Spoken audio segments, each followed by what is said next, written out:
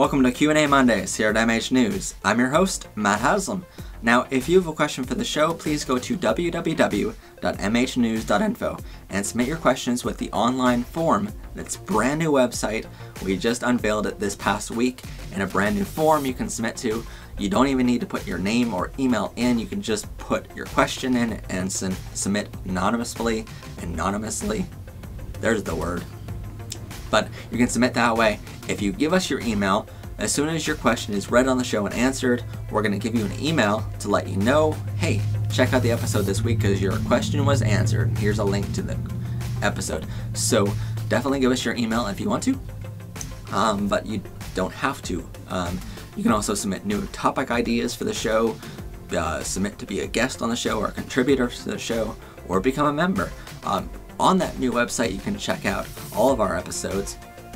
And on each episode from now on, we're going to have a blog post. So you can check out the blog post with the new episode at the very top, and then a whole bunch of more information that we write a blog about, and maybe even a video or two that relate to that same topic from other channels.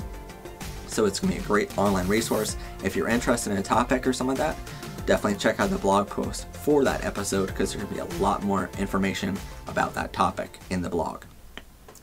First question today. What is exactly the job of a sound designer? That's a tough one. Basically, whether you're talking about a film production or a live event production, the sound designer draws the blueprints. Best way to describe it is you wouldn't want to build a house without a blueprint, and basically the sound designer comes in and says, well, if it's for a live event, I want this type of microphone on the snare drum, I want this type of microphone on the bass drum, I want this type of microphone for the main singer, so on and so forth. They pick all the different types of microphones, and there might be 50 different types of microphones for a live event. It's so challenging. Then they say, well, in order to be on that part of the stage, I need this long of a cable to go to the stage snake.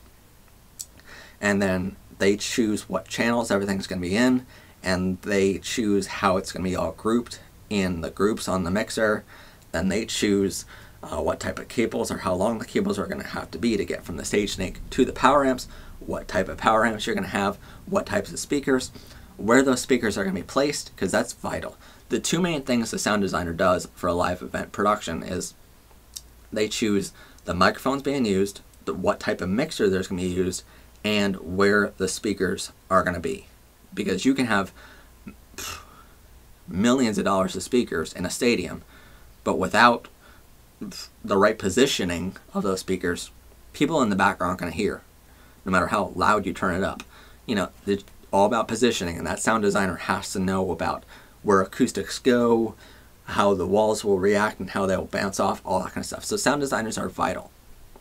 For a film, they choose where the microphones are placed, what type of microphones there's going to be. Basically, what differs a sound designer and a sound engineer. First off, a sound designer has to be a brilliant sound engineer before becoming a sound designer. But the basic roles of each, the designer draws the blueprints and makes sure that the sound is going to sound believable, and make sure that everything's going to sound great in pre-production. They're also there in production as well, but for the most part their job is in pre-production. Sound engineers just mix the audio. So basically a sound designer says, here's how we're going to do it, and then sound engineer is the one that says, alright, now that I know how to do it, I'm going to actually do it. Still, it takes a lot of talent to be a sound engineer, but basically sound designers, here's how we're going to do it, and then the engineer carries out that vision from the designer. So it's kind of like building a house where you have, you know, here's how we're going to build this house, and then all the carpenters come in, and it takes a talent to build a house. Carpenters are very, very talented at what they do, but they follow the design the designer did. So that's kind of the roles. Next question, what influenced you to start your own show? Basically, I saw last year there were a bunch of shows online about how to be a good filmmaker and how to be a good photographer, such as Film Riot, Indie Mogul, back when it was up and running. Since was taken down by Google. So that was a good show back when it was in its heyday. Frugal Filmmaker, Slanted Lens, DSLR Guide, all these shows were great resources for photographers and filmmakers, but there were no resources online for free for audio lighting engineers or musicians. And during the course of my career here, I've done a lot of events, but there were a lot of things that, you just go to around the town just for fun. And, as a sound designer and engineer, I go, it doesn't sound that great, and obviously it's a sound guy, not a sound engineer behind that board. And I've had a lot of friends or a lot of people that, say, oh, I know how to run sound, and then it's like, well, what's this? And they go, I have no idea. I have no idea how to do that. And I'm like, well, then there needs to be a resource online. So I wanted to create an online resource for them for free. And I know that sounds kind of weird, but you have like Frugal Filmmaker social group on Facebook. You can just search for a Frugal Filmmaker group on Facebook, and it's this great resource where you can comment and say, I'm having this problem with my camera. Can any of you guys help? I want to buy this piece of gear. Any of you guys know about it? I want to achieve this effect with my camera. How do I do it? Hundreds of people will comment and help you out. And it baffles my mind. And the only real criteria they have for you joining that group is that you won't constantly just ask for help, that you'll actually help other people as well. So that's their only thing. But, really, it's so helpful. And then for musicians, there's no resource for that. So I wanted to create a resource for musicians and audio and lighting engineers to try to help as much as I could. And then shortly after we started, we just did audio and lighting seminars and stuff like that, little classes. And then people started commenting and saying, why should I listen to a 20-year-old? And I go, maybe you don't realize it, but first off, there's other people behind the scenes of the show. There's other writers for the show that we use all the time.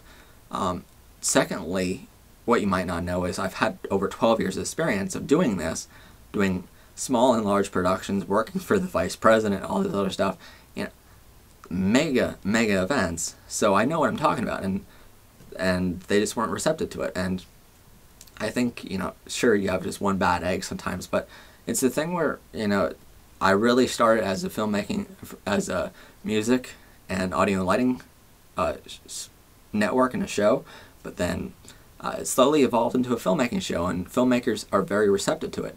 And it shows because almost every question we have coming in is about filmmaking. And so like I say many times on the show, this is a two-way street. This is not my show, it's our show.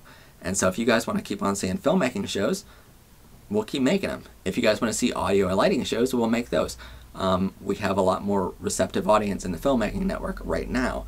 So maybe someday we can get back to the audio and lighting and music world, but at the moment we're kind of content being a filmmaking network. I love it. It's great people. Next question. What do you do if the sound being recorded is not what you were looking for? Well, if you're the director, then you have final say. You can go in there and say, hey, I don't like this. I want it changed. If you're a sound engineer or sound designer, you still have that authority. But if you're a PA or something like that, production assistant, I've never been on a set where they aren't receptive to suggestions. So make a suggestion. A lot of people think, oh, PAs or some of that aren't important, and they can't speak up if they see something wrong. Speak up, dude. Seriously, there's no better answer than just speak up. And they don't have to take your suggestions, but hey, speak up and try. But if you're a director or some of that, you have final say. So if it's not what you're looking for, then change it.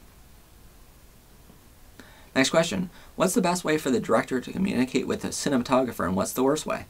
I know this is going to sound very cliche, but best way the worst way is not at all. I've had directors that don't communicate at all because they say, well, you know, we're having you as a cinematographer, we shouldn't have to tell you anything. No, because I don't know your vision. You know, you're a director. And it's the cinematographer's job to know the equipment and to carry out the vision of the director. But, you know, a director that doesn't have a vision or a goal is, I think, the worst thing for a film. You need a vision and a goal as a director, and then it's the cinematographer's job to carry out that. Just like with the sound designer, it's the sound designer's job to have that vision, and sound engineer's job to carry out that vision. So it's the same exact premise, only different equipment. Though that's the worst way, not at all. And I've had that before. I've actually had productions before where they have a script, but I didn't see the script until the day of production. That was horrible. So communicate as much as possible. The best way is to have regular meetings with your director before production starts. So for instance, for production, what I'll do is I'll meet, whether it be at an office somewhere or something like that, or at a restaurant. I'll meet with the director plenty of times. Scene by scene, we'll work out every single detail, and we'll say, all right, here's what equipment I think we should use as a cinematographer, and then I'll say, well, here's what I'm trying to do, and I say, well, here's the equipment you're going to need to do that with, and so on and so forth. We'll go through the entire film, scene by scene, and it takes some time, but, you know, I tell producers all the time, I'd much rather have that time before, where it's just me and the director working things out, than to be on production, because you still need to work out everything. No matter how you look at it, no matter when you work it out, you still need to work it out. So I'd much rather have meetings beforehand than be on production where there's 50 people around, all getting paid by the hour, and we're sitting there trying to figure things out scene by scene as we're filming. No, that's just not how it goes. You want to figure it all out before you get to production. That way, when you get to production, you can have all the equipment ready. I've had it before where, you know, again, I didn't get the script till that day, and they didn't work anything out with me, show up, and then they're like, well, here's my vision, and I'm like, well, in order to do this, you need this piece of gear, and we don't have it here. It's not here, and we'd have to rent it from this place, and that takes a couple days to get in. So communicating as much as possible is the best way. Work things out. The worst way is not communicated at all. That's our questions for today. If you'd like to see your question read on the show, please go to www.mhnews.info. You can also check out our blog post there, submit new topic ideas for the show, become a guest on the show, become a contributor, all sorts of new things. Brand new website. I cannot stress enough, like, go there. It's an amazing website. Brand new for the show. So check it out. And or you can also comment below on Facebook or YouTube, private message me on Facebook, see me in real life, or you can submit to questions@mhnews.info, and you'll get those questions read on the show. So plenty of ways to get your question read on the show, guys. So I don't think we can possibly come up with another way to get the question read on the show. If there's another way to get the question on the show, make your suggestions. But I think we've had a lot of different ways you can get us questions. So enjoy your week, guys, and see us next time.